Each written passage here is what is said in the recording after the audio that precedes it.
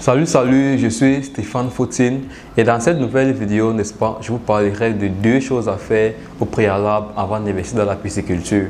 Je vous donnerai donc, n'est-ce pas, les deux paramètres à ne pas négliger, ou bien les deux paramètres à vraiment prendre en considération si vous voulez investir dans la pisciculture, si vous voulez vous lancer vous-même ou investir de votre argent dans une activité piscicole existante. Déjà, je vous souhaite la bienvenue sur cette chaîne. Ici, nous parlons d'aquaculture. Nous partageons avec vous notre quotidien aquapole. Nous vous donnons les astuces, les principes et les petits secrets sur lesquels vous pouvez vous appuyer pour commencer à mener à bien votre activité piscicole. Alors, je vous souhaite déjà de faire deux choses. La première, vous abonner à la chaîne. La deuxième, activer la cloche de notification pour être informé de chacune de nos parutions de vidéos sur la chaîne.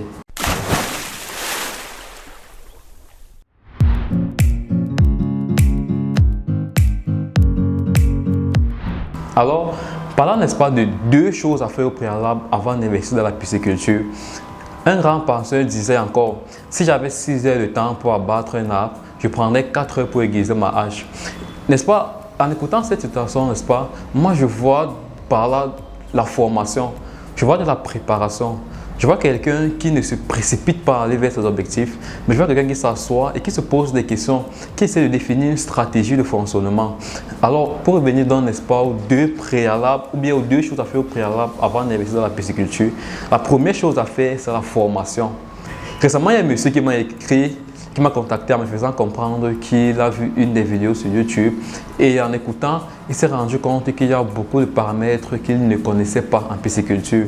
Alors, en échangeant avec lui, je me suis rendu compte que c'est un monsieur qui voulait se lancer dans la pisciculture et qui a eu à accéder à une formation.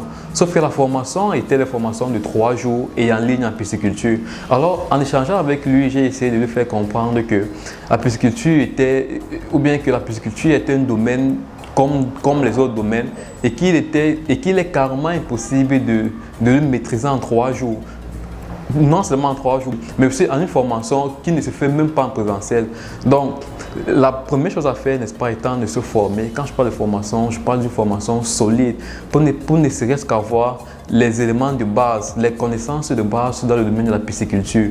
Même si ce n'est pas vous-même qui allez conduire votre unité, même si vous comptez recruter des techniciens ou alors vous comptez juste investir votre argent dans l'unité de quelqu'un, dans une unité existante déjà, il serait préférable pour vous d'avoir déjà des connaissances dans ce domaine-là. Pour que si cette personne vous dit, ce mois-ci, j'ai fait ci, que vous puissiez ne serait-ce que comprendre de quoi est-ce qu'il parle.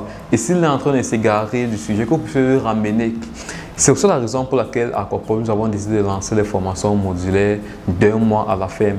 Donc, si vous êtes intéressé, n'est-ce pas, par une formation en pisciculture, une formation solide d'1 mois, de lundi à samedi, veuillez nous contacter. Le numéro WhatsApp sera laissé dans le lien de la description de la vidéo. Alors, après la formation, nous avons, n'est-ce pas, le marché, qui est, n'est-ce pas, le deuxième critère à prendre en compte avant d'investir dans la pisciculture. Plusieurs personnes se lancent dans la pisciculture, se lancent juste parce qu'ils ont vu quelque part que la pisciculture est une activité rentable. Le plus souvent, ils ne prennent même pas un peu de temps pour essayer de chercher, n'est-ce pas, où est-ce qu'ils vont commercialiser ce poisson-là? Juste parce qu'ils ont vu quelque part où on leur disait que l'année dernière, cette année, le Cameroun a importé telle tonne de poissons contre telle de production, le marché là. Ils se disent que parce que le marché là, ça veut dire que si je produis mes poissons, je vais vendre. Négligeant, n'est-ce pas, ici le critère du marché. Je vous prends par exemple un exemple. Si vous vivez quelque part ou dans un quartier et que la population là-bas, le marché là-bas, préfère les poissons de 200 à 250 grammes et que vous ne prenez pas ne serait-ce qu'un peu de temps pour descendre sur le marché, pour essayer de comprendre quelles sont les préférences sur ce marché-là, pour essayer d'avoir ne serait-ce que les contacts, même déjà de quelques grossistes qui vous aideront à écouler votre marché et que vous lancez juste votre production et que au bout de 3 mois et demi, vos poissons est déjà, n'est-ce pas, un poids, n'est-ce pas, compris entre 350 et 400 grammes. Et qu'arrivé maintenant sur le marché, vous vous rendez compte que la taille de poisson prisée sur le marché est une taille comprise entre, que le poids de poisson prisé sur le marché était un poids compris entre 300 et 400 grammes. Qu'allez-vous faire à ce moment-là? Il est vraiment important, voire capital même, lorsqu'on veut investir dans la pisciculture, d'essayer de se renseigner auprès du marché, de mener des études, de prendre même les contacts des grossistes. Parce qu'il y en a qui lancent les poissons en prenant les prévisions sur les kilos du poisson à 2500. Vous n'allez pas lancer 5 tonnes de poisson, 10 tonnes de poisson pour aller vous mettre au marché détailler ce poisson kilo après kilo.